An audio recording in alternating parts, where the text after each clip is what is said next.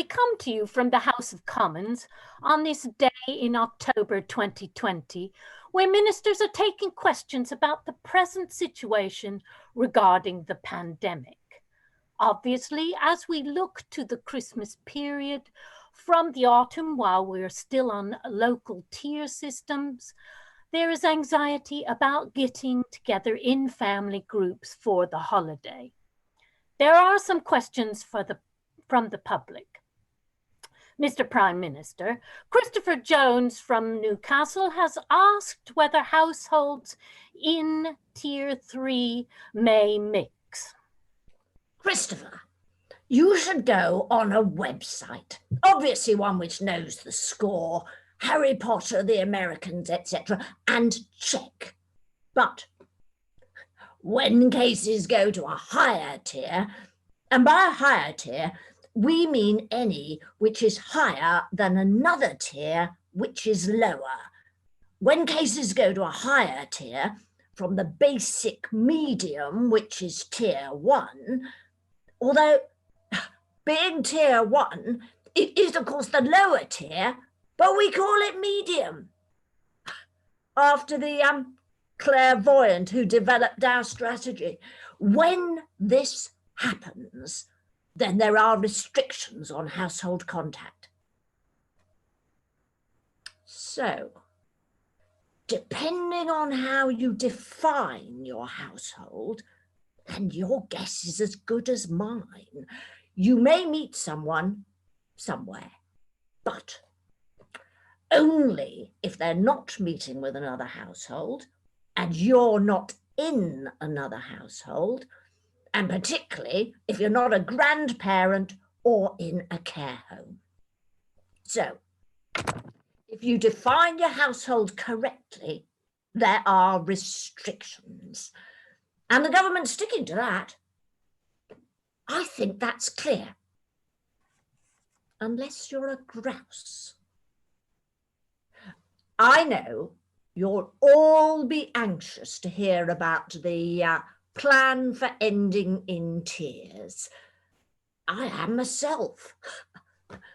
I'll now let the Honourable Mr. Hancock give specific details of the plan that we're now calling Hancock's Half Hour.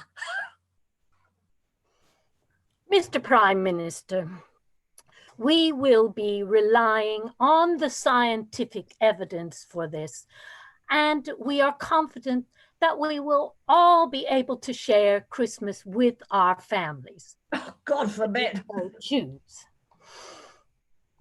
But, what?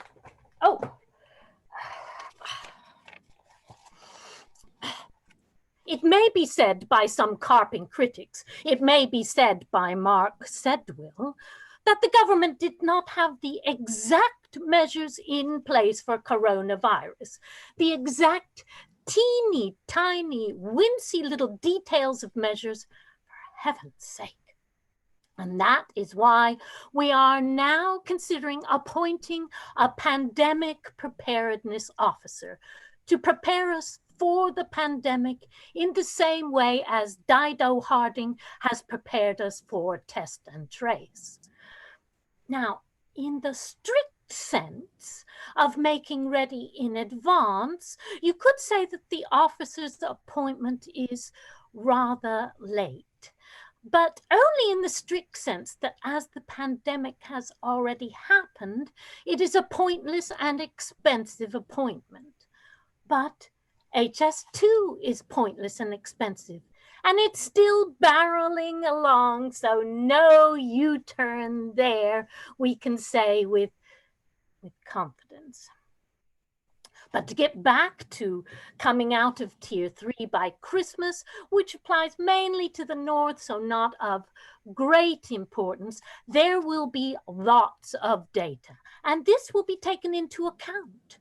And when, by this undefined data and this undefined process of account, areas are seen to be making progress, and by progress we mean moving up from one level of undefined data to another, or as the case may be, moving down, then these areas will, of course, be able to come out of Tier 3. Unless, of course, they are in the north, particularly Manchester.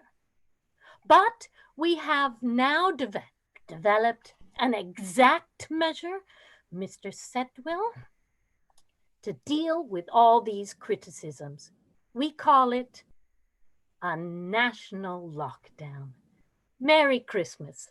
And now to the PM. May I just end on an economic note?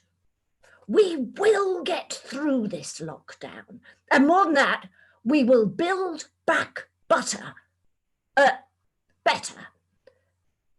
However, and I pointed this out some time ago, newt counting delays are a massive drag on our building sector. To use an old adage to guide us, pissed as a newt. How can newts in that condition be capable of counting accurately or quickly? Especially once Christmas festivities start. They've about as much chance as test and trace. The sooner these delays stop, the sooner we can move on from this lockdown, the sooner we can get to work on levelling the north. I mean, start our work on levelling up and unleashing the talent and potential of the north, which lies in its grouse shooting. And we all like a brace of grouse for Christmas dinner, don't we? So from us all, Merry Christmas and good luck.